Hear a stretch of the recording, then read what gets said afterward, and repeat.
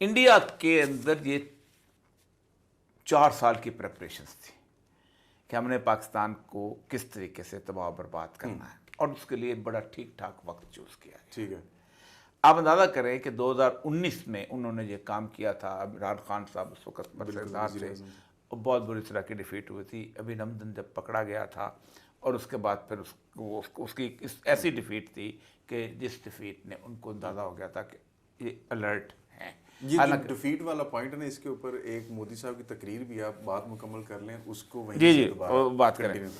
اس دفعہ آپ اندازہ کریں کہ 36 رافیل ایکٹیو یوں کھڑے تھے، 300 جہاز میں نے ایویکس اور یہ وہ سارا وہ موجود تھے.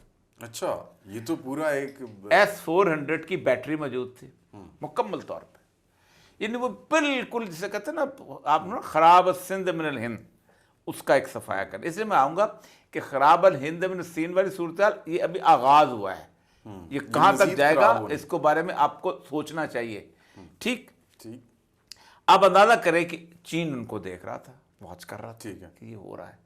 اس نے سب سے پہلے تو ہی take the control of the situation اور پھر پاکستان سے رابطہ کیا کہ یہ ہونے والا ہے.